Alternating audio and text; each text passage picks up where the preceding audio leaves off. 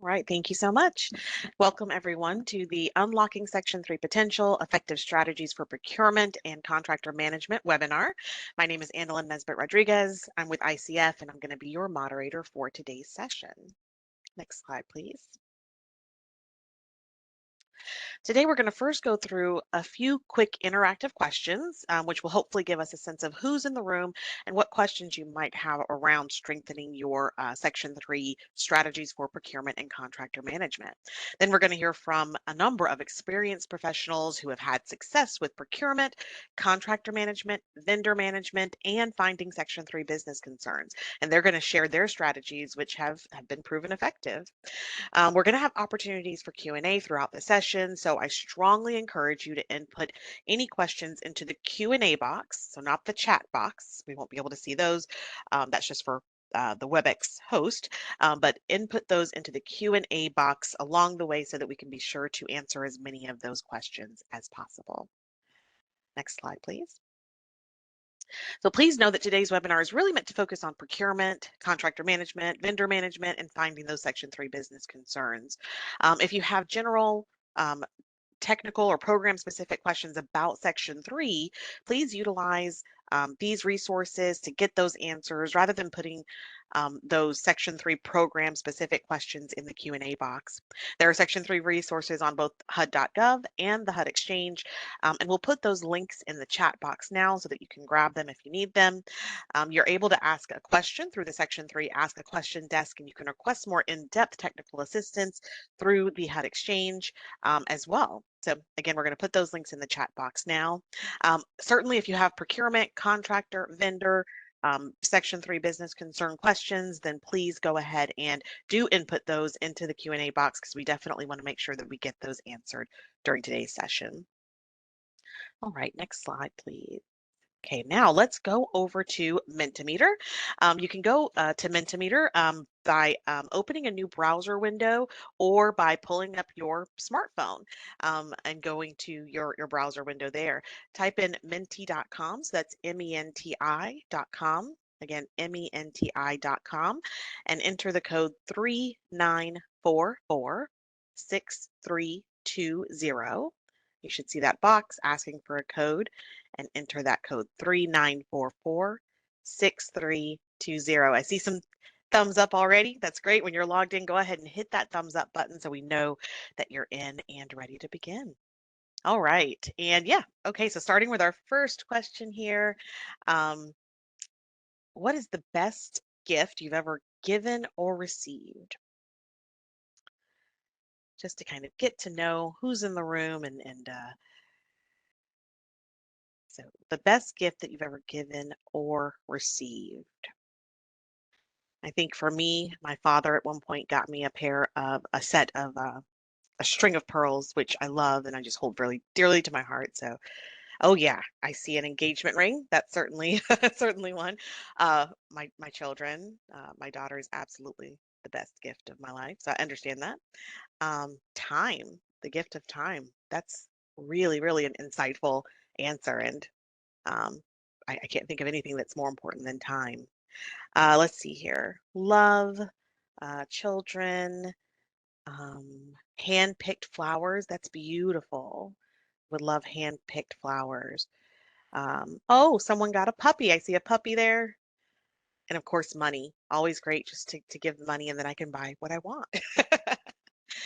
All right. Concert tickets. Fabulous. Lots of, oh, a photo album.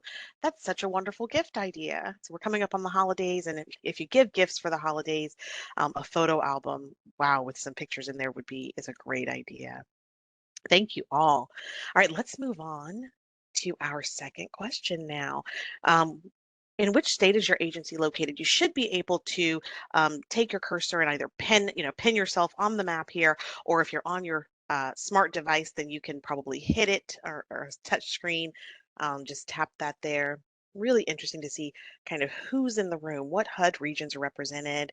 I just saw South Carolina pop up, and hello, I'm from South Carolina as well, so glad that you're here. All right, looks like we have a really strong mix of folks just throughout the country. We've seen in some webinars, some areas kind of leading, and this is really a steady mix here. So very cool. I'll give just a couple more seconds here for folks to pin themselves on the map. NorCal, I think that means North California. See, I'm from South Carolina. I'm not from there, but welcome, welcome. Oh, I see some folks putting some information in New Jersey. Fabulous. Thank you all. All right.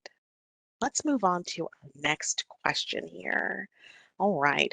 So what's the biggest challenge you face in meeting Section 3 goals so far when it comes to your vendor management? And, either hiring and training Section 3 workers, contracting with those Section 3 business concerns, maybe it's documenting and reporting efforts. I see that one seems to be in the lead right now, pretty by far, and it's growing. And then other, we're going to have a slide in a moment where you can let us know if you hit other, or if you just want to expound on your answers here. It looks like a lot of people are having challenges with documenting and reporting efforts. So that's really great for us to know and for HUD to know.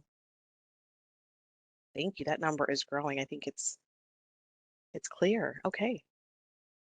Let's go to the next question then here.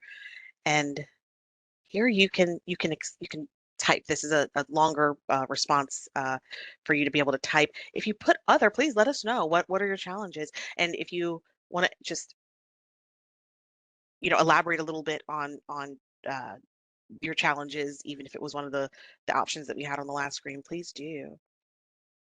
Verifying compliance. Okay. Verifying compliance. Finding opportunities. General contractor compliance. Good. We hope that we're going to answer lots of these questions and give you more of a base here today. Subcontractors that don't want to cooperate. Compliance. Let's see here.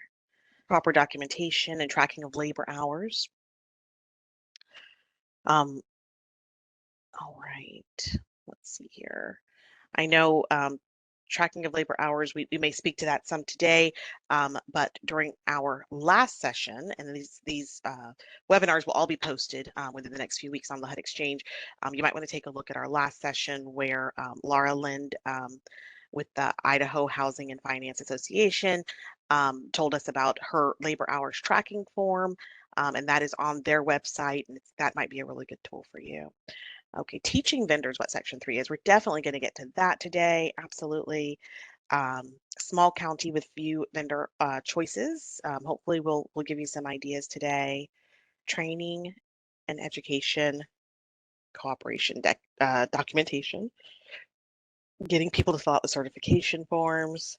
Gotcha.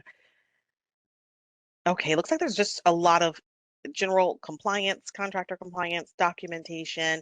Absolutely. And we hope that we answer so many of these questions today and give you guys some good ideas to make this all easier for you.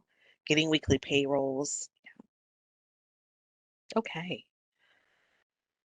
Wonderful. So we're going to go back to the presentation now, but please continue. If you're still in Mentimeter, this isn't going to shut off. You can continue to put your challenges in there because this is really good information for us and for HUD. All right, if we can move forward to the next slide, please. We're going to go ahead and jump into our discussion. So I'd like to start by introducing our speakers for today. If we could move forward to the next slide. All right, thank you so much. So with us, again, we have Laura Lind returning. Laura is a home program grant specialist for Idaho Housing and Finance Association. Laura is responsible for administration of the Home ARP, NSP, and Housing Trust Fund programs. She also handles internal software administration. She provides technical assistance, quality assurance, regulatory guidance, and training for internal staff and for external partners.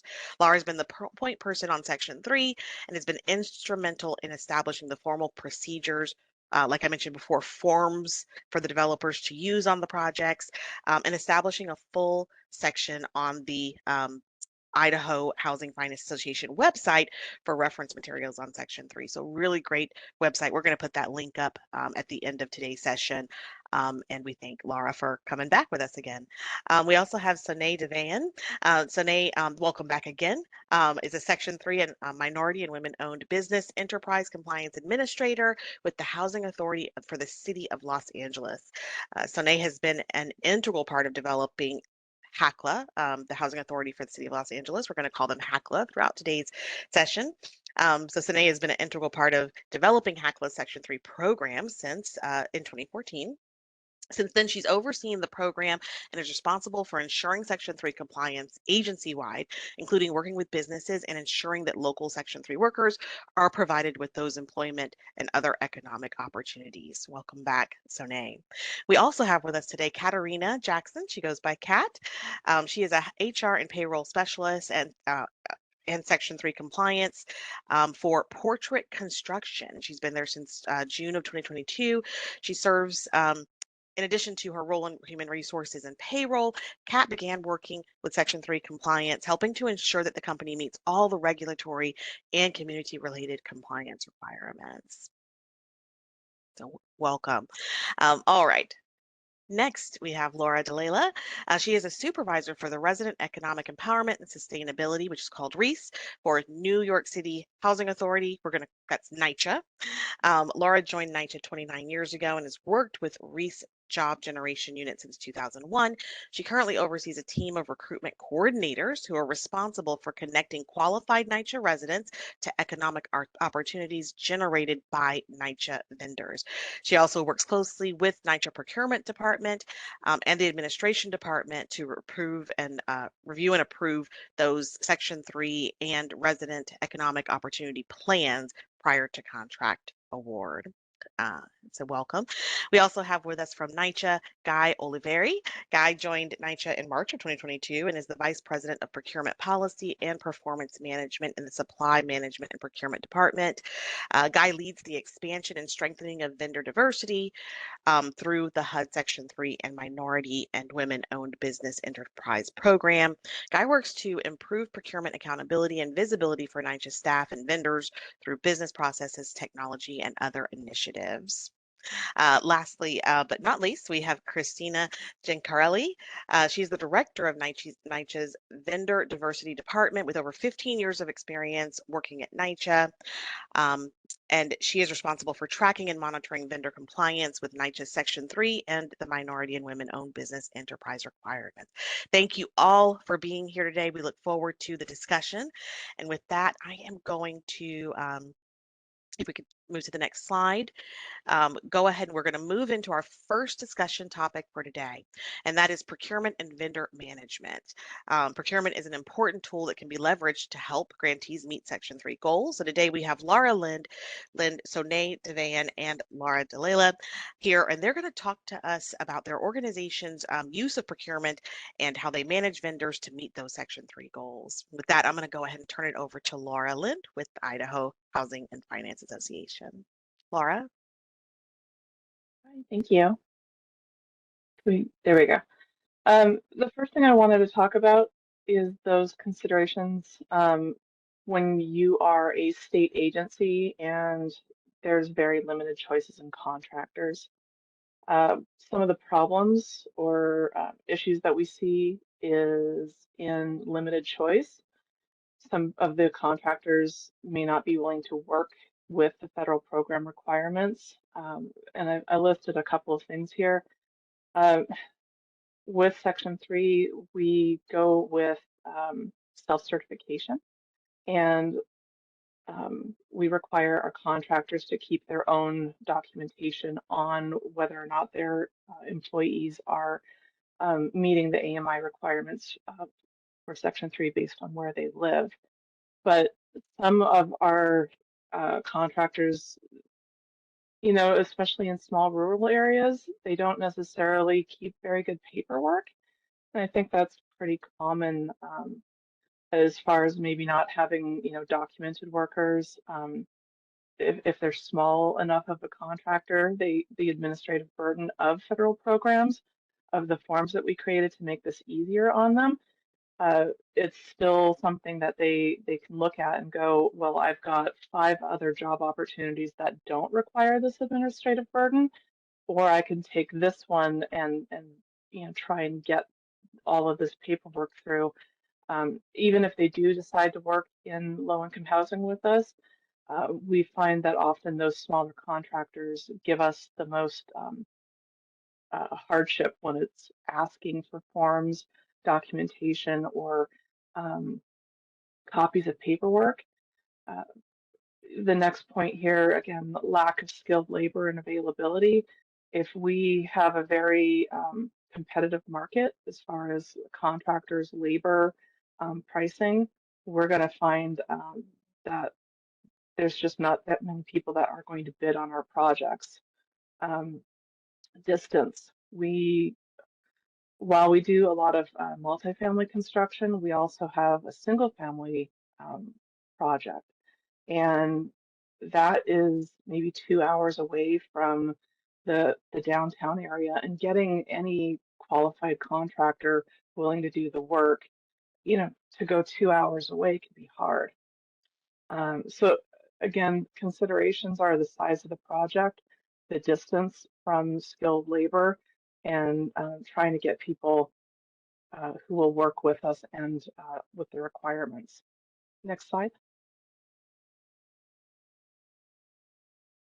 So this one here, we're talking about that developers keeping their oversight. I think that since our main partner is going to be our developer, they're going to identify the unique challenges in the area that the project is going to be in. So when they come in and apply for funding, they're going to be telling us up front in their developer plan what their procurement standard, what their approach is going to look like. We want them to take a good hard look at where are you going to be getting your labor from? Uh, what are the methods that you're going to go out and try to find qualified contractors to come in here to stay at the budget that you're, initial budget you're proposing.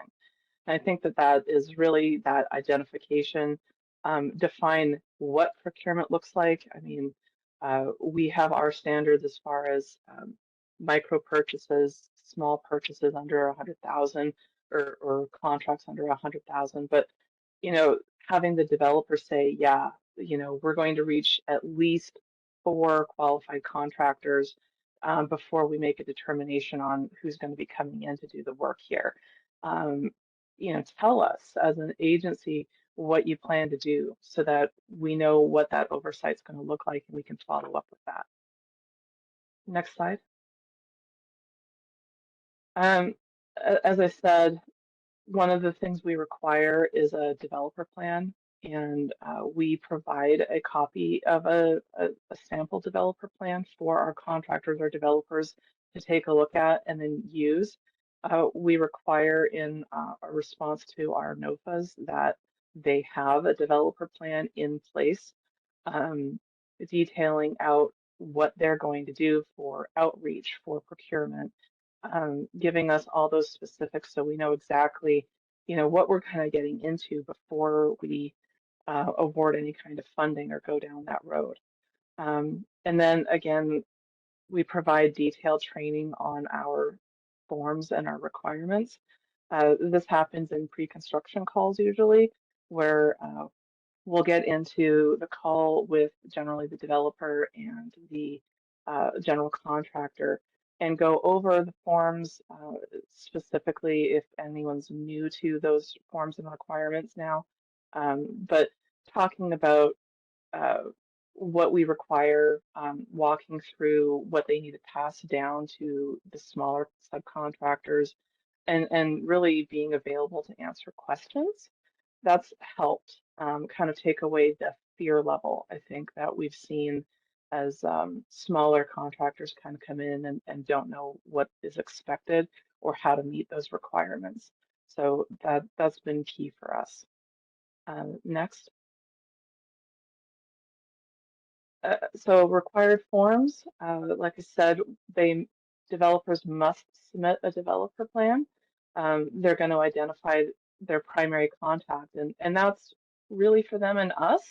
I want to know if we're not getting the forms that are required or they're improperly filled out, who is going to be available to take that call? Whose job is it to work with the subcontractors to get those forms so that, we're not going 10 days without paying a repayment because we can't find someone to answer the questions. So identify that primary contact, identify the prioritization method to meet the benchmarks. Um, and we went into section 3 understanding we may not meet benchmarks, and so because outreach starts at the beginning, not at the end, we want them to identify those planned outreach effort methods and the procurement policy right up front, and kind of give us that early start on making sure everyone's clear on their responsibilities. I have a developer certification form, and I know that's there. We also have a contractor certification form, um, and then we have labor hour tracking forms for both the contractors to use, and then the developers kind of pull them all together to submit to us for reimbursement. So I think that the required forms have really been a big deal for us. That has been kind of a method to help everyone know what's expected and to keep it to give them the tools to be successful in getting us what we need to comply with the program. Next. So, like I said here, there's no negotiation on Section 3 requirements. It is a minimum threshold. So if a developer is applying for funds, they are required to tell us how they're going to meet the documentation um, and the efforts required to do that. So um, again, upfront and early, it's a minimum threshold. If they don't, then we can't really consider the project viable. So yeah, no negotiation on that. It's tell us how you're going to do this um, right up front. Is that my last one? Ah. Uh, Yeah, sorry. Developers, yeah, coaching on the benchmarks and requirements for outreach. Again, in our sample developer plan, and that's on our website, we give examples of outreach efforts that they can use. I think we do give that our developers and contractors the ability to kind of say, here's what we can do, and that's really important in smaller rural communities because not everyone's going to have the same opportunities. Some smaller communities are a lot more, you know, close with each other and they can pass out a flyer. Some communities are much larger and they rely more on technology to send email broadcasts or reach out to, some of our housing to see if they can find workers. So I think that giving enough ability for our developers to make their own determinations and kind of tell us what they have in mind has been good. Giving them guidelines and then helping them, not just pick one or two, but kind of reach a little further and go, we can do more to at least do the outreach that we're going to need to try and find workers for this project in the communities that we're serving. Um, and those examples, we give them, and then we help give them examples on what that would look like. So one of the things I like to tell everyone is take a photo because um, you can say you posted a sign, but a photo tells me a lot more. They say a photo is worth 1,000 words. A photo of you posting your outreach or going to job fairs or doing things is worth more to me, and I hope it's worth more to HUD than just, writing a bullet point on your developer plan that says that you're going to be doing that.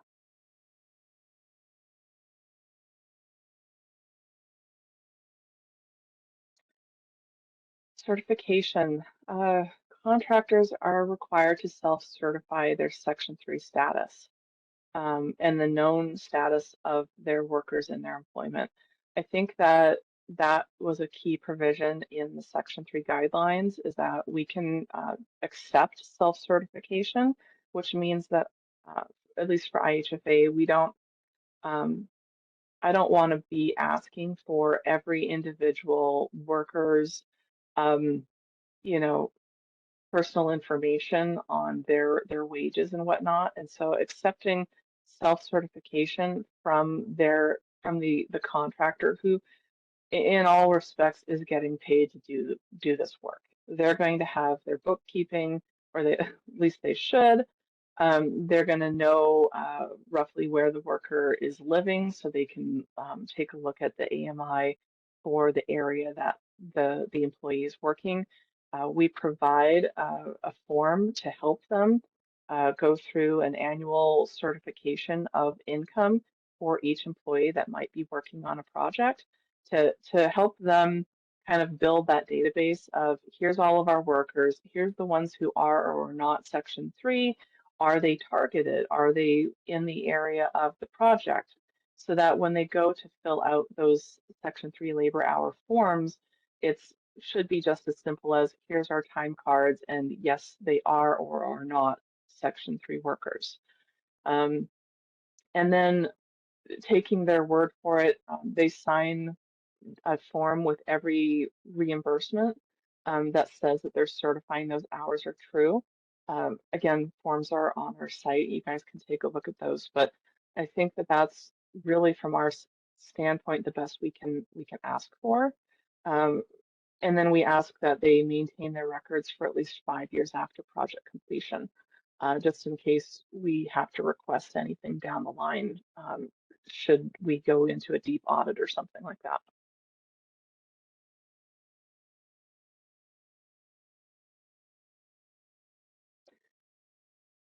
Collecting labor hours, this is again identified in our developer plan. So I want the developer to tell us up front, are they going to be submitting their labor hours on a per draw basis? And is that going to be every 2 weeks, every month? Tell us up front what that looks like so that we can kind of plan.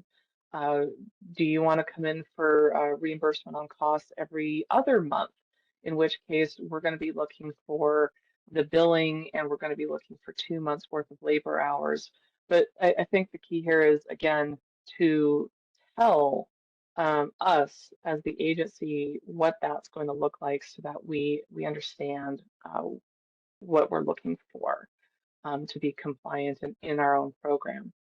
Um, we have, like I said, a labor hour form for the contractor to fill out uh, on those whatever basis when they come in for reimbursement.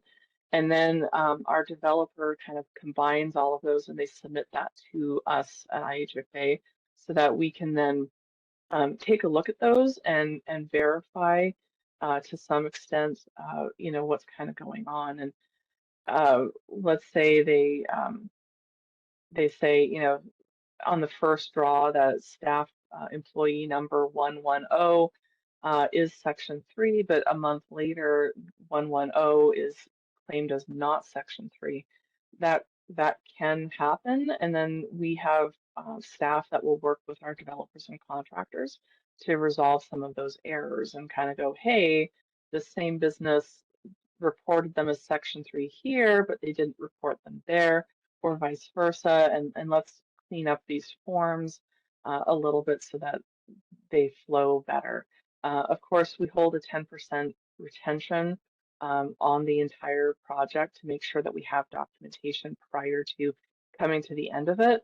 Um, I, I think that that is really big too. I'm just going to say that chasing down a small contractor 6 months after they were on the job to try and collect labor hours is nobody's best day. Um, it's difficult. They won't answer the phone. I've tried. So what does seem to catch them is when you refuse to pay them. They do kind of like to be paid for their work, and so if you make collecting your forms a requirement of repayment, you seem to get a lot further. And of course, the 10% retainage is, in my opinion, a little bit more for the developer who is going to be wanting that, and then you can get the final forms and stuff from them at that point. Right. Next, documenting best efforts.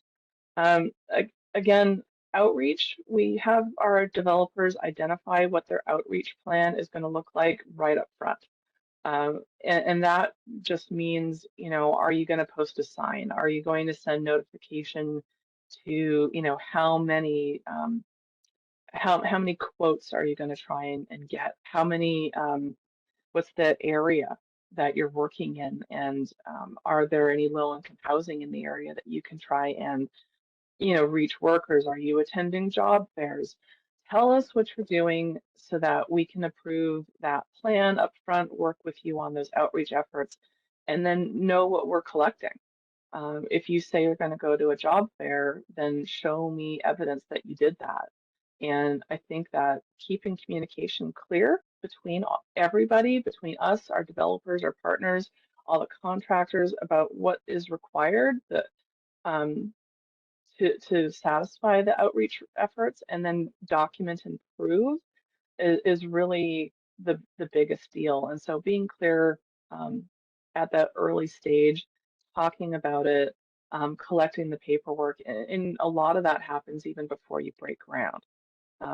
So keep that in mind, start early, and make sure that you understand what you're looking for from your partners. And I guess with that, I'll pass it on to Sone. Well, thank you for that, and good morning, everyone. As Dhakla's Section 3 administrator, I'm involved in every step of the contract monitoring process for our agency. And in our agency, Section 3 process starts at the very step of procurement and does not end until project closeout. That includes working with department staff as they're putting together the solicitation, signing off on Section 3 applicability, ensuring that bids and proposals received are in compliance with our requirements and HUD requirements, reviewing them, incorporating them into our contracts, and only after the contracts are executed, then we start the monitoring process. So it's a long process that involves many steps, and I will try to cover each of those steps in the next few slides. What you see on your screen is the procurement request form that we use. I believe it is unique to our agency, because what we do with this form is before we start anything on procuring anything, issuing any solicitation, the procuring department completes this form, submits it along with ICE and scope of work, and asks all stakeholder departments to sign off. Like finance will sign off that we have enough budget for it. IT will sign off if it requires any IT work. Labor compliance officer will sign off on applicable wages. Project managers will sign off on any licensing that may be required for contractor to perform the work. And of course, then I will sign in as a Section 3 administrator, identifying if the project is subject to Section 3 requirements. And if it is, then whether it is public housing guidelines or HCD guidelines that are going to apply. And that is going to trigger the process. So when we introduced this process, everyone was a little hesitant because it was creating an additional step. And, you know, every time we're changing something, the first instinct is that, is this necessary? We don't want to add any unnecessary complicating steps. But it took a lot of communication and explaining with our departments to bring them on board. And what really helped us overcome this and make sure that Section 3 is at the core of our procurement process is the support from HACLA executive staff and our Board of Commissioners. Their constant reiteration how Section 3 is very important for this agency, and not just imposing these requirements, but also making sure that the departments know that there is support for them from the contracts and procurement department, mainly myself as the Section 3 compliance administrator, to help them through this process, that it wasn't their responsibility, rather our responsibility, but they need to keep us informed in the process. So once that was set, then everything just flowed and it was just streamlined. So what we do is, going back to our processes, after that PRF form is signed, we issue then the solicitation with the appropriate templates, the requirements and clauses in the contract. In case of an invitation for bid, the Section 3 exhibit is attached to it, and bidders need to submit that Section 3 exhibit with their bids, clearly providing commitments on hiring or economic opportunities that they'll be able to provide to Section 3 workers, and signing off on some of the forms that lists the HUD labor hour benchmark goals and all their other obligations should they be awarded a contract. In the case of requests for proposals, RFPs, it's a little bit more complicated because it's an evaluation process. So once we receive the proposals, I review the Section 3 portion of the proposal and assign a score to them. And based on that score and all the other scores assigned for the other parts of the RFP, then if the contractor goes to the BOFO process, the best and final offer, we have an opportunity to clear and change the Section 3 commitments and obligations in that BOFO process. Once we have that clear commitment of Section 3 and we have the selected awardee, then we will prepare a Board of Commissioners report. And Board of Commissioners report templates for our agency have a Section 3 part. And regardless of the procurement, every board report has a paragraph on Section 3 that we will need to explain if it's applicable, if it's not. And if it is applicable, then we need to explain what was done and what's going to be done when they're awarded the contract. And once the Board of Commissioners approves that contract, then we will work on executing the contract, and that EOP form, the Section 3 exhibit, is going to be attached to the contract as an exhibit to make sure that it's part of their contractual obligations. So that EOP form, or the Section 3 exhibit that I referred to, is our economic opportunity form, and other agencies call it slightly differently. What it does for us is it lists the Section 3 obligations, the labor hour benchmark requirements, qualitative efforts, all of those requirements that are in the HUD CFR or in the HUD guidance. And also the Section 3 business certification form, because we also want to understand if they are a Section 3 business or not. So those are submitted with their bids, incorporated, and the EOP form will be used to track and monitor the contract once the contract is executed. Some of the other forms that we use as an agency is our job order form. So after contract is executed, we will ask the contractors to submit this form. It's basically a job bulletin, job announcement that they will notify us what positions are available as a result of this contract award, and we can help them with identifying Section 3 workers from the community to hire. And when they do hire our Section 3 residents or workers, then they will submit the Section 3 worker certification form, which will be used to verify that employment, and then eventually the labor hours, etc. And of course, there are compliance reporting forms. Oh, my apologies, I go back. Of course, there is the Section 3 compliance reporting form that the contractors are submitting. And an interesting fact I will share with you so you understand one size does not fit all is we started initially as a PDF form for our compliance reporting forms, but we soon realized that it doesn't work because some of the contractors have a lot of staff and there's a lot of data that's shared, and it was just hard for us to transfer from PDF to an Excel to verify labor hours calculated, etc. So we now switched to an Excel form. Some of the fields are password protected, so they cannot change it, but we have a nice template now where they just enter all of the information, yes and no, the hours worked, and the Excel will calculate the labor hours, so it makes it easier for us to verify and track the information. And this comes helpful and handy, especially when we're dealing with a contractor who has a staff of like 50, 60 employees, so we don't have to go through line by line and manually enter the hours to calculate. Ensuring contractors understand the forms and the processes can be very challenging. As much as we'd like to think that our process is streamlined, it's efficient, it's easy, it is oftentimes daunting for contractors, especially small businesses. So some of the strategies that we use to help them and guide them through this process is first having a lot of information on our website and updating that when applicable. We'll refer them to those pages to download the fillable forms, etc. I participate in pre-bid conferences. I spoke about the IFBs and RFPs earlier. So not only we include those exhibits in the forms and the solicitations, but I also go and participate in those pre-bid conferences. So prior to even bidding, contractors who came to the pre-bid conference, they will hear me speak, they will hear what our requirements are, what our expectations are, they can ask me questions, and that helps us and achieves two purposes. First, it communicates to them that Section 3 is an important part of our contracting process at HACLA. And also when we are receiving the bids and proposals, those forms are completed and accurate, so then we don't have to go back and forth and correct those forms. Once the contracts are executed and awarded, I send our contractors a notification email listing them all the requirements, definitions, the qualitative efforts that they need to engage in, remind them of the labor hour benchmark calculations. We have a image, visual of how to calculate that to make it easier for them. And of course, a point of contact who to reach out to for questions, which will essentially be myself or another individual in our office. And at that time, we offer them a pre-construction call. So new contractors will always go through a call where we will just review all of those requirements, pull up all the forms that need to be completed as part of the monitoring and compliance process, and we will just do a mock process of them filling out the form to make sure that they understand exactly what needs to be done.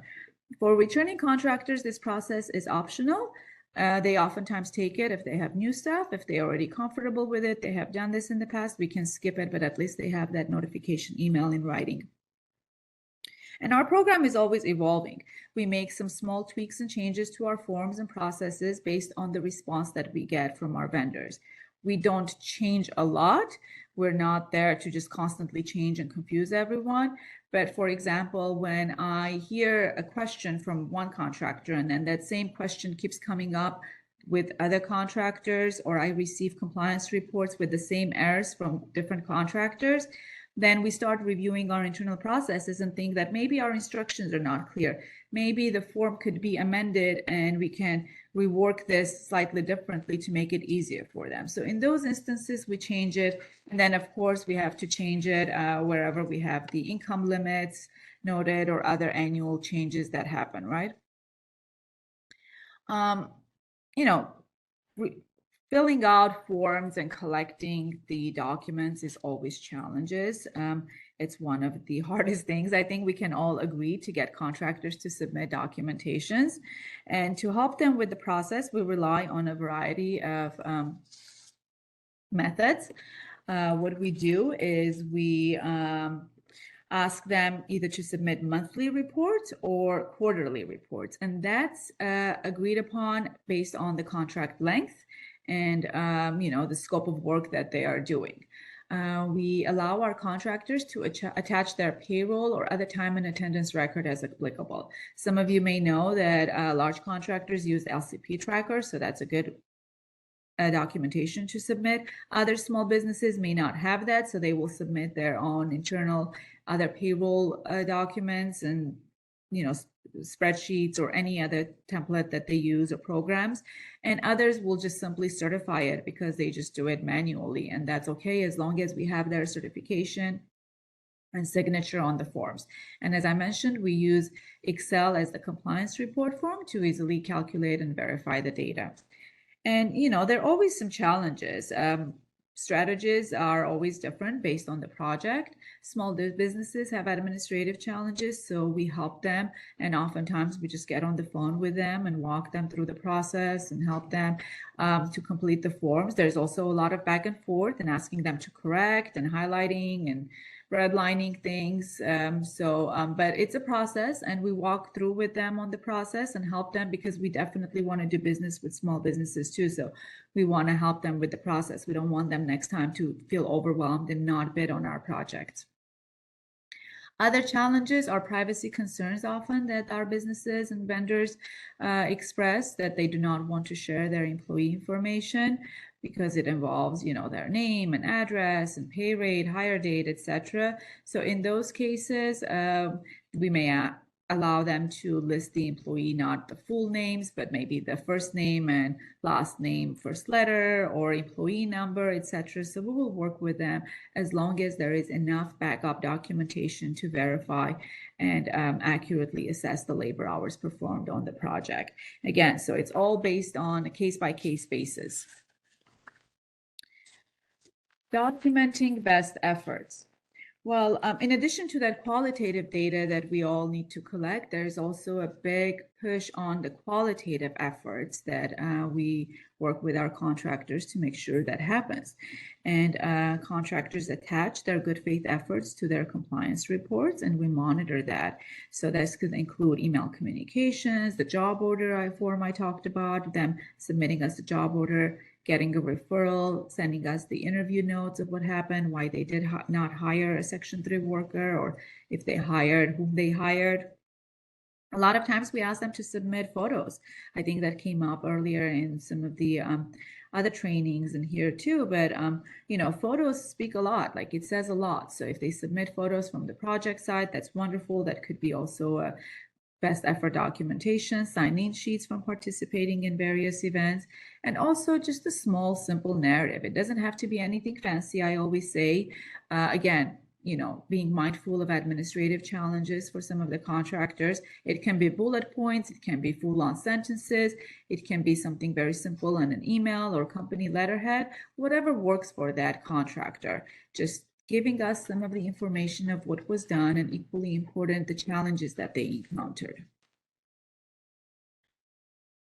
And technical assistance for contractors. With that, I will turn it over to Kat Jackson from Portrait Construction. Portrait is the general contractor on one of our large redevelopment projects in Watts. That's an underserved community in South Los Angeles. They're currently doing 2 projects with us, a 76-unit housing building and a 119-unit building. And we asked Kat to join us today to offer her thoughts and her perspective and processes on the program. And honestly, with Kat's direction, Portrait is doing a lot in the community. They participate in a lot of events. They hire a lot of our workers. And I am pleased to introduce you to Kat Jackson, who will speak with you on her experience working with HACLA on a Section 3 applicable project. Kat, please go ahead. There we go. We are a GC. We work close with HACLA, or the Housing Authority of Los Angeles, for a few of our projects. I am fairly new to Section 3, as I stated in the introduction. I've only been here with Portrait Construction since June of 2022, and I started with Section 3 in September of 2022. I was completely new to it. So Sonay and her team have been a tremendous help to me as far as understanding the definitions and the requirements, because each project is different that we're on, and some of the goals have changed throughout our projects. So whether it was a phone call or a video call or anything, going over many questions. There was no question that she said this is not kind of like a dumb question, but it was no question was to go unanswered. It was, if you have a question, just go ahead and ask it, and we will be happy to help you in any way that we possibly can. So Sonay and her team have been a tremendous help with me, supporting me and trying to meet the Section 3 goals for each of our projects. They've offered, valuable advice and provided some strategies that might help us achieve our goals and our objectives for the projects, and as well as, providing guidance to some of our contractors, letting us know what we should say to our subcontractors that are going to be on site or are already on site and not meeting their goals. We also did partner with Power to Workers. They do have a separate entity called Cali Compliance, and they help us meet our Section 3 goals. They are, following up with our subcontractors and, helping them set up interviews with our subcontractors. They are on site. They are stepping foot on the ground out there on our job sites, and they have, built rapport with some of the Section 3 workers that, flow through and in and out of these projects for us. And they connect, with the Section 3 workers, and they help, they are familiar with their resumes. They will help, they will help meet up with our subcontractors and do the interviews and get them working on site with our section 3 for the Section 3 workers. Okay, so meeting the impact Section 3 goals. There's so many things that we do to meet the goals. The first thing is, collecting the economic opportunity plans from all of our subcontractors. That's the first thing that we do. We learned that collecting it late when the subcontractors have already started on site or they're in the contracting process didn't really work for us. So we started collecting that in the bid process so that we could get a goal for them for them, and then also strengthening the company reputation with the community. We are, out there, we go out there and we do job fairs and do things like that. Next slide, please.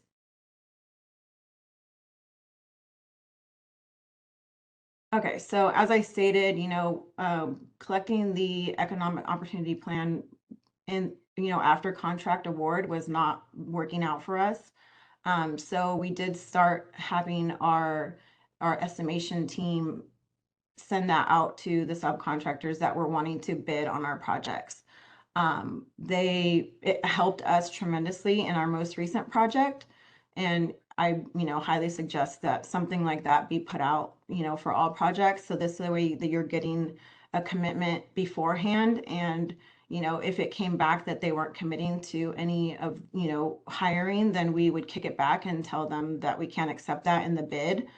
And also, our estimation team would put out, advertisements in the SPE magazine, newspaper, that would help, get Section 3 businesses bidding on our projects to help meet some of the goals for the projects.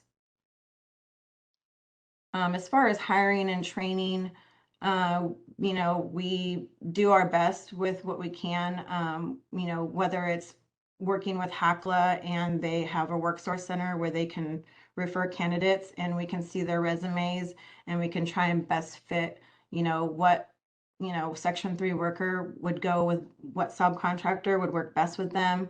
Also, the Power to Workers team, they hold meetings at their offices to help train and build skills for the Section 3 workers so that when it comes time for hiring on our subcontractors, they know what worker is best to place for those subcontractors. And overall, our goal is to create opportunities for the Section 3 workers and for the subcontractors to make sure that they're meeting their goals. The outreach and advertising, I stated the SPE magazine, that has worked. We have a very good rapport with a lot of Section 3 businesses now, to where they're basically returning to each of our projects, whether it's in LA or Orange County or Riverside County. So we have a very good rapport with a lot of the Section 3 businesses. Of course, there's always new ones that come along, and some, are better with compliance than others. But if they're a Section 3 business, then they are, their hours are all gonna meet the requirement for the projects. And, every project is different as far as the goals. And then HACLA does have a Section 3 business registry. So there is a website, that HACLA has, and we can go on there and view it from time to time. And I can send it to our project management team. If we don't have a drywall company yet, then I can send it to them and be like, take a look at this and let's try and figure out if we can get one of these drywall companies on site, just to get our numbers up, which the Section 3 hours, we don't really have a problem with. It's more so a new hire goal that we face. But, same thing, if there's somebody that's hired then and they're, new to the Section 3 business registry, then it will help the numbers for the project. The strong ties with the committed subcontractors, same thing. You know, we have a rapport with a lot of Section 3 businesses, and they return to our jobs. They, you know, they will ask if we're getting the next phase of our project, and you know, we'll say, yeah, we're bidding it, but we don't know if we're going to be awarded it. But if we do, then you know, by all means, we will ask you to bid. And that has helped us along the way with a lot of our projects. Um, and then they all are also familiar with the Section 3 goals and expectations. So, you know, it helps that they have already met the goals on one project and they're well aware of what it's going to be for the next project. You know, there might be some change, but you know, if there's no change, then they're well aware of what the project's goals are. And then collaboration with subcontractors, ensuring Section 3 obligations are met. You know, there's so many things that come into play here. You know, the economic opportunity plans, making the commitment early, holding them accountable for that commitment, you know, whether it's 1 to 2 new hires, you know, making sure they're meeting their hour goals. We try to tell all of our subcontractors to make sure that they're meeting each goal individually so that as a project whole, it's not a burden at the end of the project. So we try to make sure that each subcontractor is, you know, meeting each goal individually rather than trying to make it as a whole project. You know, they are hiring new Section 3 workers. We're trying to place Section 3 workers with them, whether it's, you know, through an apprenticeship, they sponsor them in, or, you know, we know of a union that is hiring and we'll tell them, you know, can we get this guy into your union? We also have pre-construction meetings here. So for all of our projects, just recently, we started this process was having pre-construction meetings with our subcontractors that were, you know, going to be contracted on that project. We try to do it before they're on site. It doesn't always work out that way, but we try to do it before they're on site and just hold a meeting with them and go over all of the guidelines and then give them examples. We kind of made a cheat sheet for them to refer to, just to, you know, meet so they know the goals and define the definitions for them, because you know I know there's a lot of confusion of what the definitions are. So we try to, you know, make that as easy for them to understand as possible. And then we let them know, you know, what we are trying to expect from them and, you know, the goals and you know, all the forms. We went over all of the forms and how to complete them from HACLA. And that is it for that slide. Okay, I touched on the economic opportunity plan. That comes from HACLA. When we are awarded the projects, we ask all of our subcontractors to fill it out. You know, there are a select few that might not fill it out, and it's usually when it's like a sub tier to one of our subcontractors and that we're chasing that. We still try and chase it. We do have reporting that we turn into HACLA monthly, and then obviously at the end of the project. And that's kind of a way of us tracking those economic opportunity plans to make sure that we get them all. And just having, you know, we collect job order forms from the subcontractors when they're requesting a Section 3 worker. We get them to fill that out, and then we send that over to HACLA's Work Source Center, and they will provide a referral with the best candidates that can, you know, help them meet their Section 3 goals and perform the job. And then we keep record of all of those. Anyone that sends those in, we send it to HACLA or they send it to HACLA, and then we keep record of it. And it's kind of showing like a good faith effort for them as well, that they are trying to find a Section 3 worker and meet their goals. The referrals is something that comes back from HACLA's Work Source Center. And, you know, like I said, it's got the candidates listed, their information, and there's also like a note section in there for the subcontractor to fill out, you know, whether they interviewed them or they tried calling them and they couldn't reach them. That's, you know, something for them to fill out and return back to us and us provide to HACLA so that HACLA has record of it. That again is showing another good faith effort on their part. We don't always get them back, but we do ask for them back, especially if they were unable to hire any of the candidates on the list. Accountability measures, the hiring notes, just like I said on the referral, it's, we ask them all back for them to complete that. We do tell the subcontractors as well that, if there's no candidates on that referral, put an ad out on the job site, hang it up on the fence. You can place multiple, you can place one, you can place 4, but take pictures of it. Send us a picture of that flyer. Go out on site and talk to, locals, because they are coming on site and asking for jobs. They are asking for work. If you want to go talk to them yourself and interview them on the spot, you're more than welcome to do that. But document it, send us information. Even if you just have their contact information, send us that, and send us the date that you talk to them, and we can turn that in for you for your good faith effort. Whether it's an email or a sticky note, you can send us a picture with a sticky note, anything. We can save that for you and send that in for you. And then at the end of the project, obviously the subcontractors are going to submit all their good faith efforts on their own. The outreach, I just talked about the job flyers on site, posting those, taking pictures of them, sending us a copy of them, engaging local residents for apprenticeship interest. So this is something that we do on site sometimes, or, within the community. We will host some job fairs, and we will have, unions out there, or we will have apprenticeship programs out there, and we will ask them, to, see if they can get sponsored in. Just recently, we had somebody be sponsored in for the fire alarm and burglar for one of our subcontractors. Our subcontractor, sponsored them in. So it's things like that, talking with the local residents and making sure they're interested, because it is, a commitment on their part as well. And then, collecting copies of a sign-in sheet, or any, whether it's a resume or something, taking photos of the job fairs or the flyers.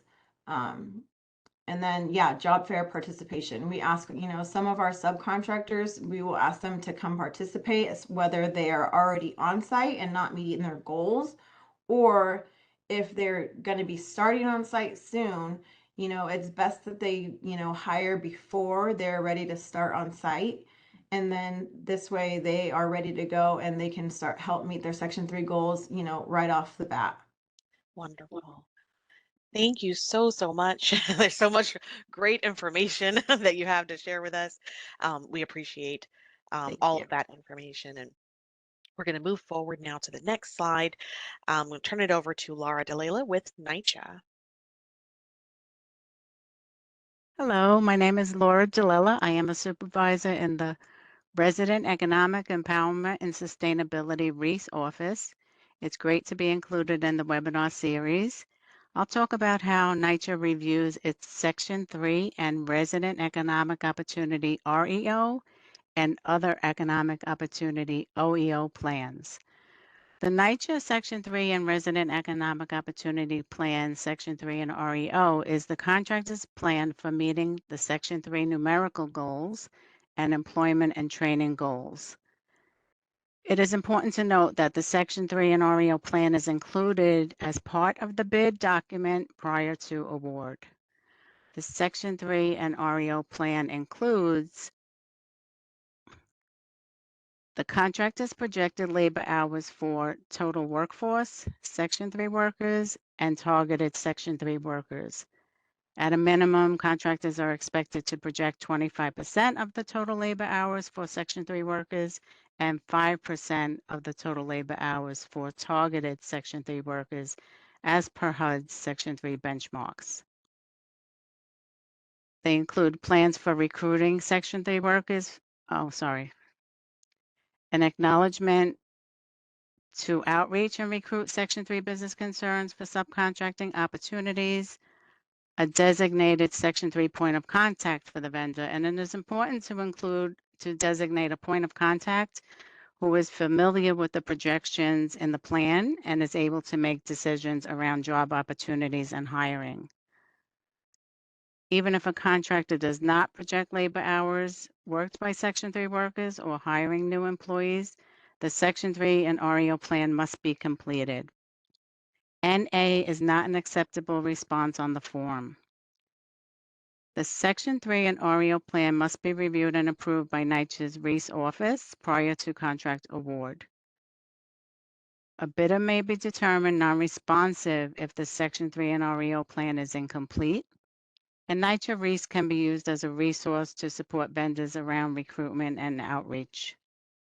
Some of the strategies include connecting with resident leaders to share positions with qualified residents, posting on the Reese website, NYCHA social media sites, as well as flyer distribution and in-person recruitment events or information sessions.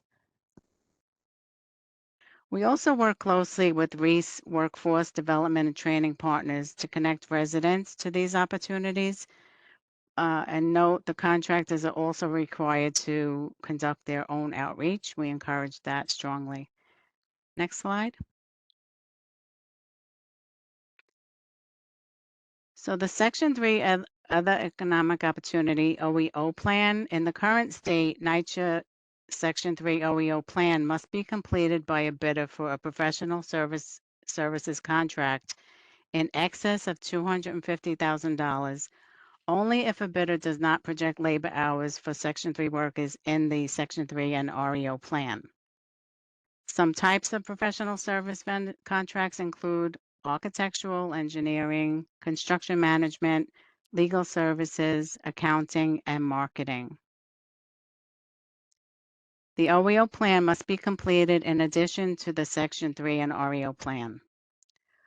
Other economic opportunities could include establishing training or pre-apprenticeship programs, paid internship programs for Section 3 workers, hiring Section 3 workers outside of the Section 3 covered contract, or providing technical assistance such as business development and management training to help establish or expand a Section 3 business concern.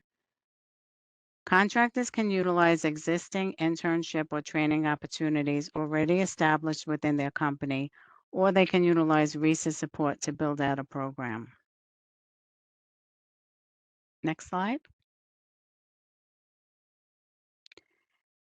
And Section 3 OEO plan in the transitional phase, NYCHA is currently transitioning to follow HUD's guidelines to make OEO optional for professional service vendors. Vendors in a future state may be able to use OEO as an option to satisfy, to the greatest extent feasible, their Section 3 requirement if they are unable to meet compliance under labor hours. And I will now turn it over to Andalyn for Q&A or Thank you so much. We're going to move right now into our second segment for today. And this discussion will focus on finding Section 3 business concerns. We have Guy Oliveri, Sonae Devan, and Laura Lind here to discuss strategies their organizations use to find those Section 3 business concerns. And with that, I'm going to turn it over to Guy. Hello and good afternoon to everyone. Thanks very much for inviting NYCHA to come and speak. And thanks to my colleagues in Reese, Laura and Lenice, who are on the call today. Laura just spoke. And we work closely with them, on everything that we do. So I'll start with, streamlining, what we did recently to revitalize our Section 3 business concern registry. We had a legacy registry that was in effect for many years. I think I heard one of the other speakers mention businesses were allowed to self-identify. We noticed some quality issues with that, so we revamped the registry. We maintained the legacy so that folks could still find those businesses if needed. But we created a new registry and I'll talk about it later in our online labor compliance system, vendor compliance system, which we use for certified payroll, Section 3 and MW or minority women-owned business compliance. And we house the new registry there. And Section 3 business concerns are able to apply to be a Section 3 business concern with NYCHA there, upload the required documentation, and that's there's a workflow. It goes to my team, which is Christina Gencarelli and the folks that work with her in the vendor diversity department, and they review and approve the business as a Section 3 business concern. The nice thing about that is that it is in the place where all the contractors are, going now for certified payroll, compliance, and Section 3 and MWBE compliance. So it's the place where they submit their Section 3 plans. This is brand new. It's the place where they submit their labor hours and report their Section 3 labor hours. It's also a place where they submit their MWBE plans, and which is short for Minority and Women-Owned Business Enterprise Program. And it's the place where they submit their certified payroll. So it's a place where they will be looking for subcontractors. So in order to build that directory, we did or at least build the directory or the businesses in that directory. We did an extensive outreach there. We've of course outreached our existing, at the time, 300 plus vendors on our existing legacy registry. Turns out that, with a lot of effort, repeated effort, the majority of those vendors, either did not qualify under the new rule or, did not, register for the new, under the new rule to be a Section 3 business concern with NYCHA. So we had to go look at other sources. We did extensive outreach to our own, vendor databases and also to the legacy HUD Section 3 business concern registry for the New York region, which luckily we had a copy, we had maintained a copy of, and we also reached out to other PHAs that were, in the vicinity who might also have registries that we can conduct outreach from. Next slide, please.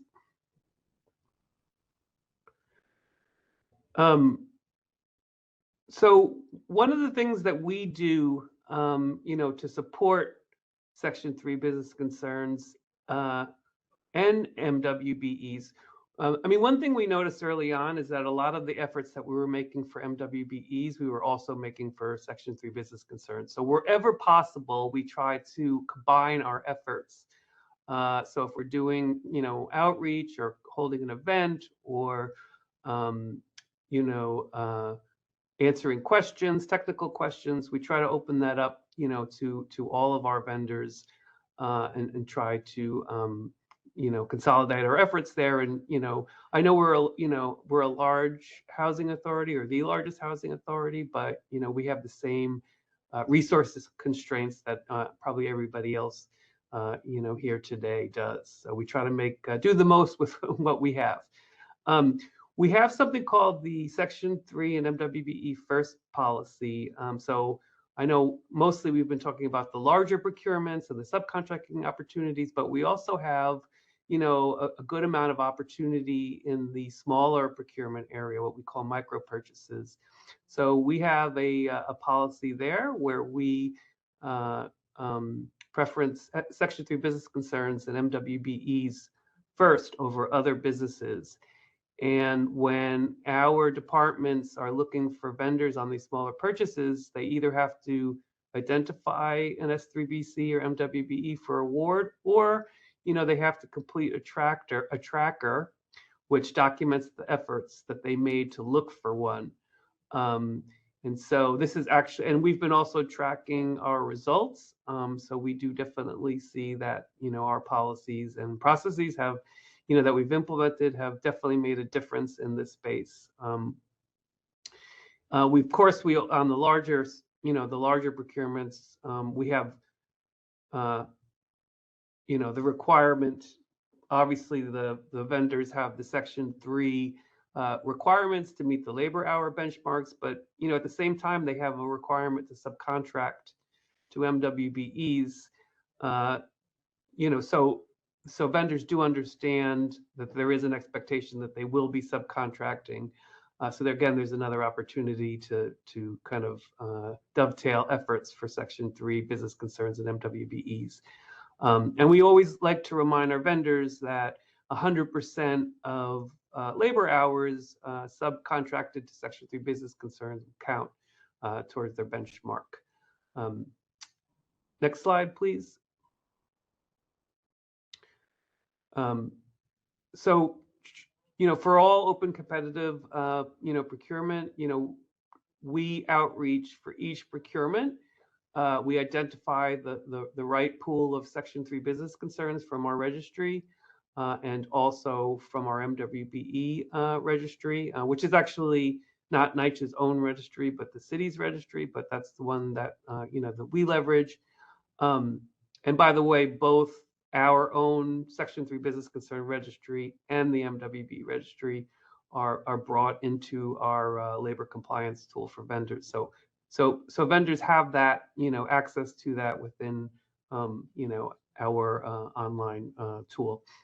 But we outreach to both groups. We encourage them to bid as prime or collaborate for subcontracting opportunities. We encourage them to attend virtual pre-bids. We have virtual pre-bids for pre-bid or pre-solicitation meetings or conferences for all of our open competitive solicitations. If they can't make them, we publish all of the sign-in sheets for all of those meetings online, which includes, the vendors that attended, their contact information, and whether or not, they're an MWBE or an S3BC. So it's easy for anyone that's looking for subcontracting opportunities to do outreach themselves. And they can also, while the solicitation is open, still out on the street, vendors have the ability to message, the other vendors that are, bidding or, preparing to bid on these open solicitations. And we point out all these things to our vendors, to our Section 3 business concerns and MWBEs, when we meet with them or we talk with them. Next slide, please. So one of the things that NYCHA has been doing is establishing, pre-qualified lists. And we have a number of different pre-qualified lists. We have pre-qualified lists like based on trades. So we have one for electrician and carpentry and janitorial services and, lead-based paint inspection and maintenance painting and a few others. We also have, and these are pre-qualified lists for vendors based on their trades.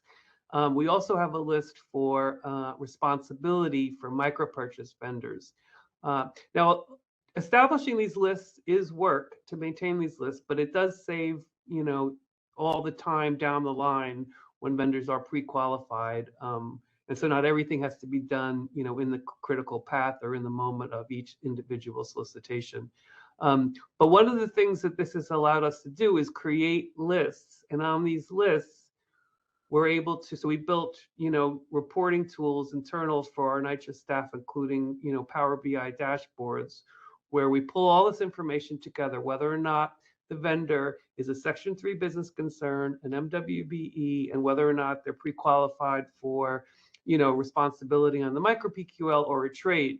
And this way we can really help facilitate NYCHA staff who are requesting procurements, especially under the, the smaller dollar amounts, to identify and select the MWBEs and the Section 3 business concerns. So this is a way, to encourage that first Section 3 and MWBE first policy that I had mentioned previously.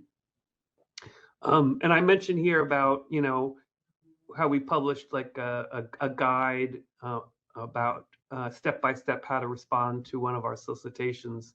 That's probably belonged, in the previous slide, but that's something that we put together to make it easier for our vendors, particularly newer vendors who are not used to doing business with NYCHA, how to actually step through and make sure they submit a responsive bid. Next slide, please. So I mentioned this, we launched a new tool. A couple years ago, we launched it for certified payroll, but this is an important point where, we, like everybody else, we're struggling with getting vendors to submit their, PDF forms reporting their labor hours. Collecting Section 3 labor hours and even higher, dates through payroll reports, that's also a way, to get two types of information with one effort by the vendor. So we've been collecting Section 3 labor hours through payroll submissions for about 1.5 years now. And this year we've expanded the system. Well, last year we introduced the S3BC registry in this same system.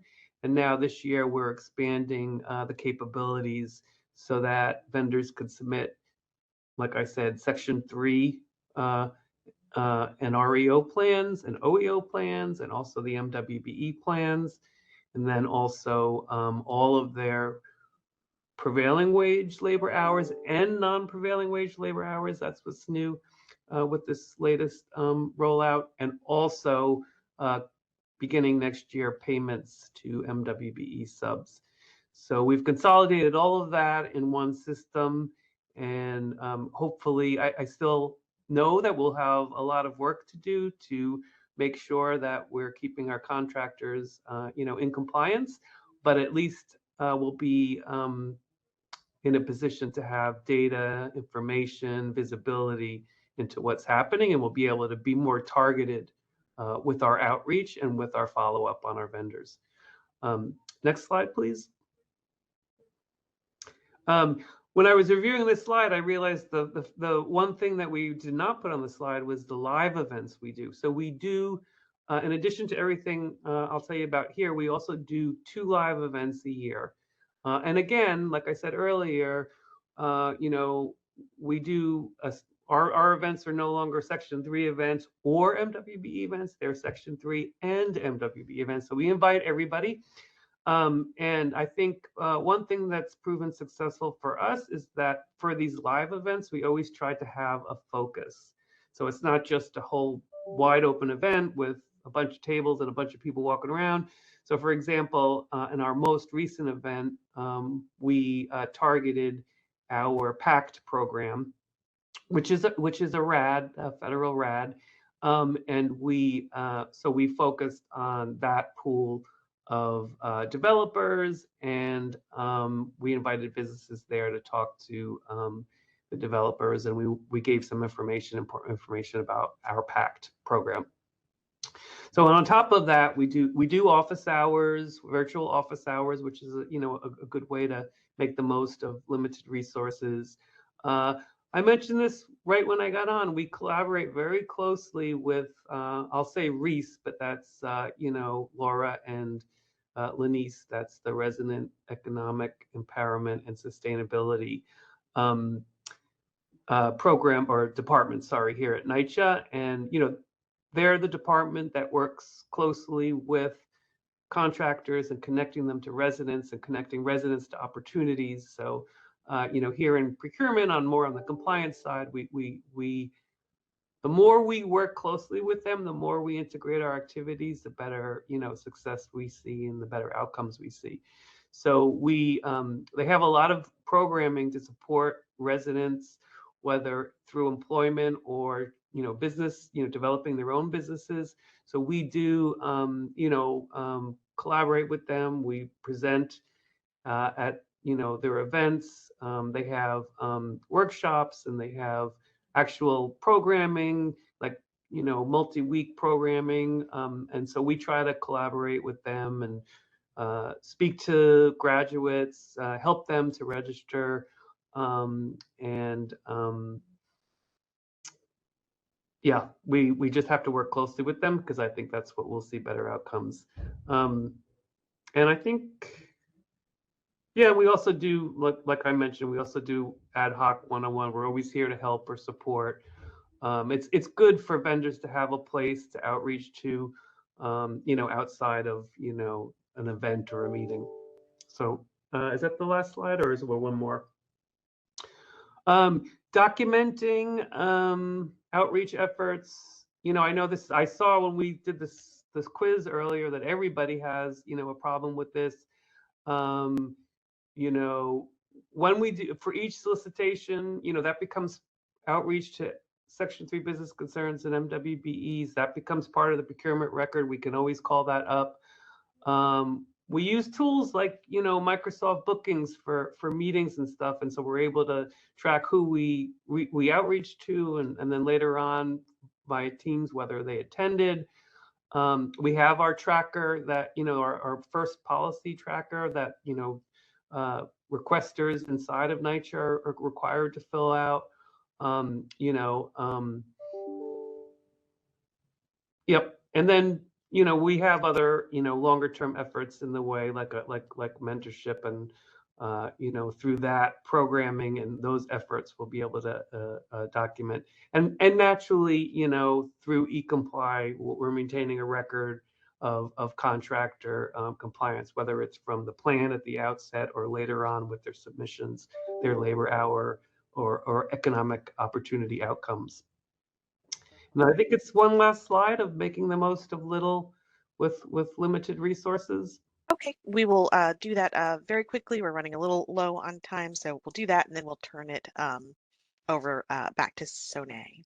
Okay, so really quickly, I'll just say, I know we all have limited resources, so using tools is really very, very helpful, like MS Bookings, where you can put that out and you don't have to follow up so much individually with vendors, and you can really make the most of setting up meetings, especially if it's multi-sessions.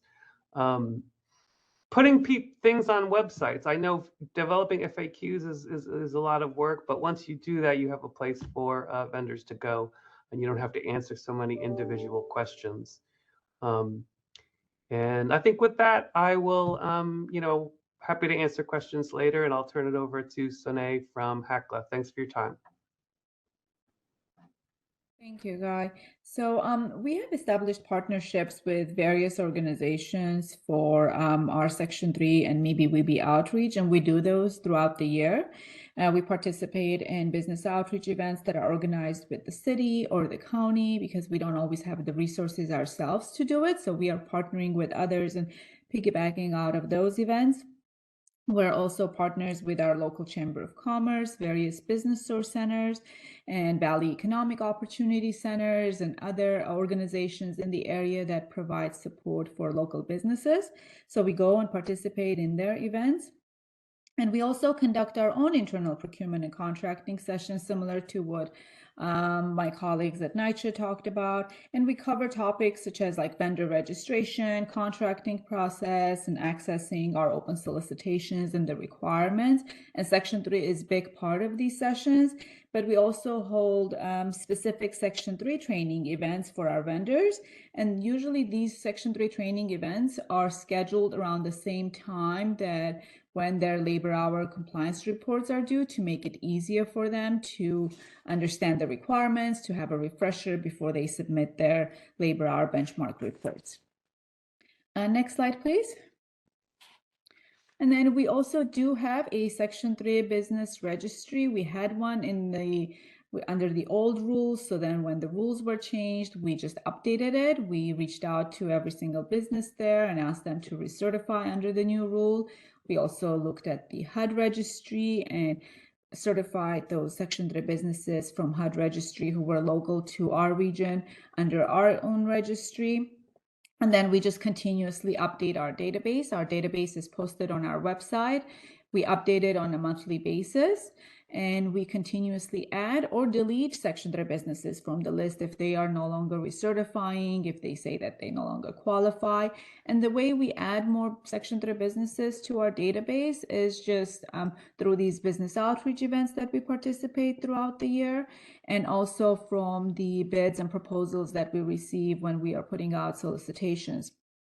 In our solicitation packages, we include a Section 3 economic opportunity plan, something similar that NYCHA talked about, and also a Section 3 business certification form. So even if that business is not awarded the contract. If they were a Section 3 business in their proposal, then we extract that document from their proposal, we review it, we verify that information, and if we are able to certify them, then we do certify and add them to our database.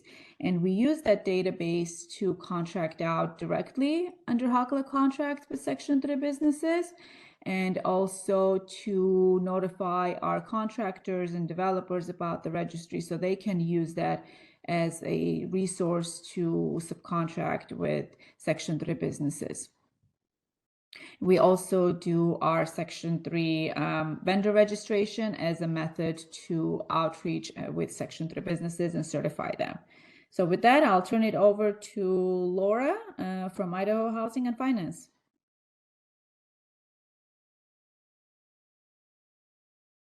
Thank you, Sonny. What you're seeing here is that dynamic business search.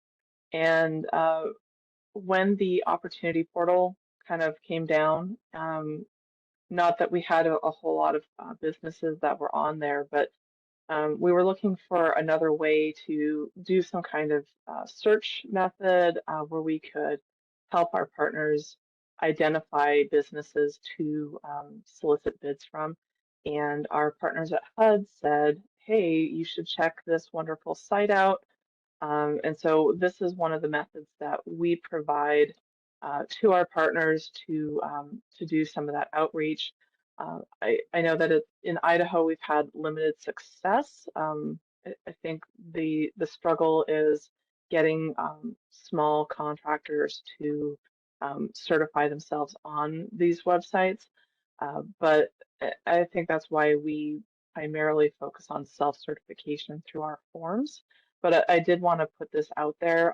It is a great tool that is out there to kind of mention out to all of our contractors if they're looking to get noticed, if they're looking for opportunities. Take a look at that website because I think that's a great tool if we could all start using it. All right. Laura, thank you so much. If you will stay on, we're going to skip right into your next segment. And we're going to have you continue and go ahead and talk about your vendor training. Sure.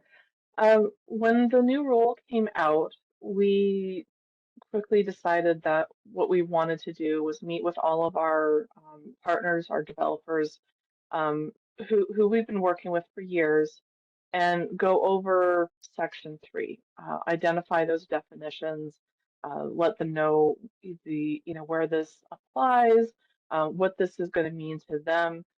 This is really important when they're deciding to apply for funding, and they need to know what they need to do to meet our requirements. And I think this came out in November of 2020, and our round is once a year and in about the middle of the year, but we wanted to give them plenty of time to get a developer plan together to understand the benchmark goals and what they were going to need to do up front to apply with enough time to actually be relevant for what the requirements are.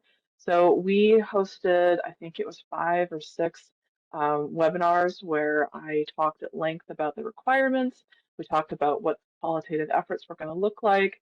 We talked about the forms we were going to start asking them for.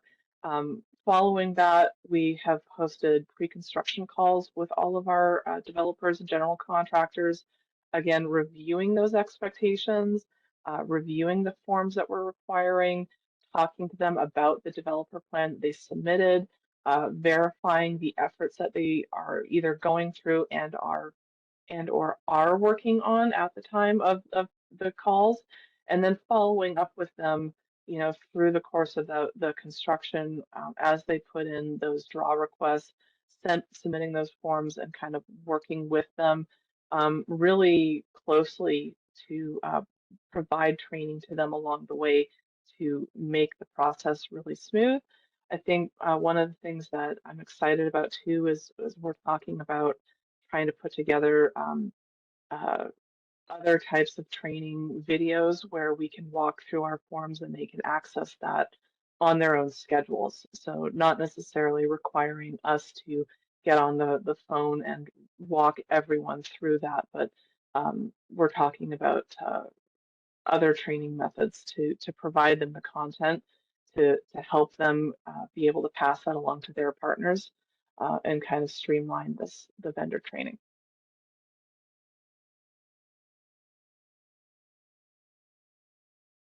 Yep, forms and tools. Again, we encourage our developers to complete their annual income certification forms.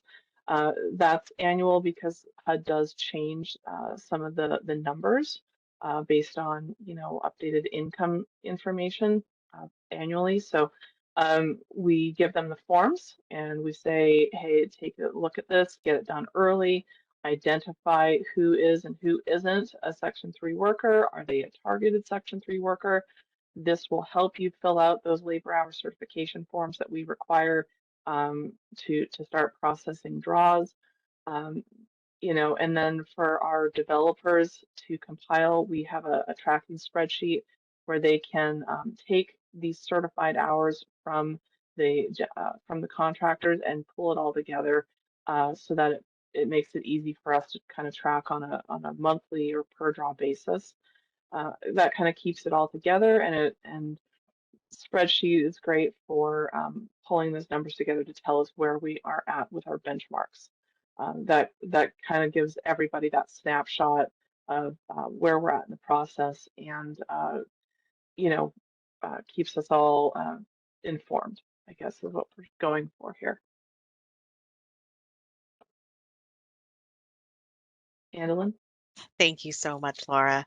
And now I'd like to turn it back over to Sonae to talk about vendor training that HACLA does. Sonae? Thank you. Yes. So I personally am a strong believer in training and sharing information and educating both our internal teams and also our contractors and developers. And I start early because the better they know, the more they know, the easier it is our job to track their compliance efforts. You heard from Kat earlier today. We work with Kat, and I'm just so glad to see individuals like Kat, and especially Kat, who are able to understand and embrace the intent of Section 3 and not just do the paperwork, but they understand why we're doing what we do. So I offer several trainings throughout the year.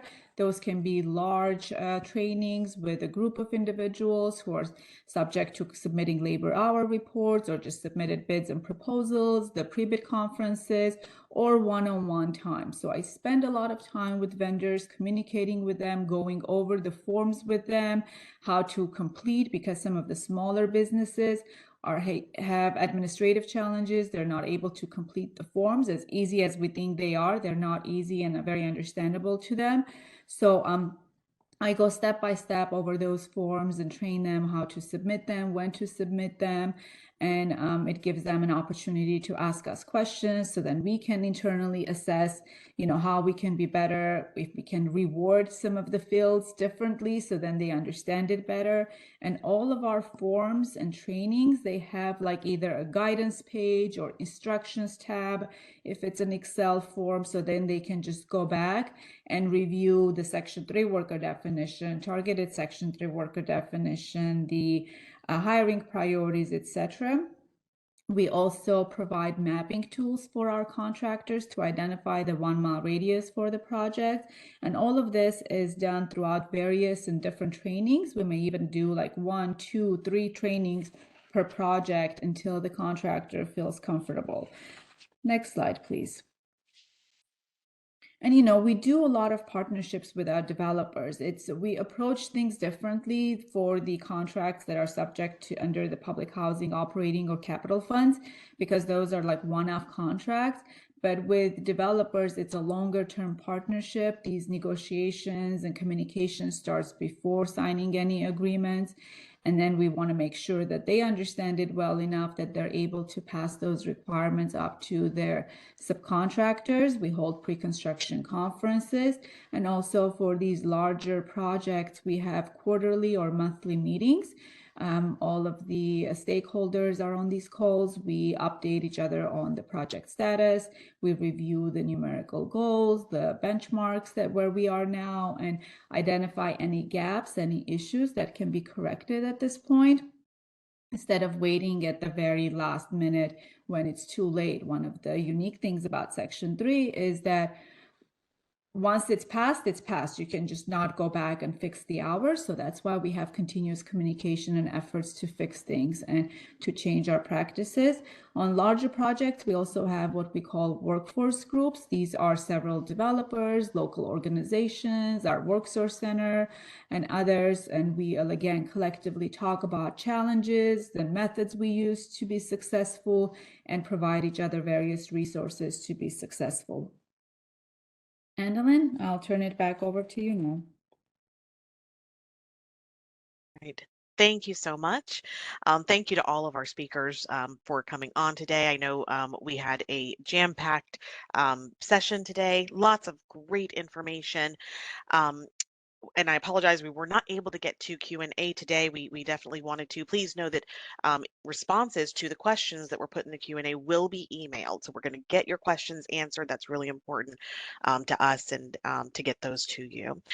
Just want to quickly go over the resources. I know that they were dropped in the chat earlier, but there are some really great resources here. We've discussed before Idaho Housing Finance Association's website. Their Section 3 resources are really great. HACLA's website, they have forms, policies, and they even have some Section 3 worker success stories. So really great information there. NYCHA has their Section 3 directory. They have a small Section 3 business guide, and they also have Section 3 FAQs. So really great information is there as well. Make sure to check out the SBA, the Small Business Administration Small Dynamic Business Search. It's a really great tool and can really be helpful to you. And as always, there are lots of great resources on HUD.gov and on the HUD Exchange. If you need a little bit more assistance, you can ask a question through the Section 3 Ask a Question desk on the HUD Exchange. And if you need a little bit more in-depth technical assistance, then you can request that on the HUD Exchange as well. All right, and thank you all for attending. Our final session in this series is tomorrow, so please join us tomorrow for our final webinar on this. Okay, thank you everybody, and have a great day.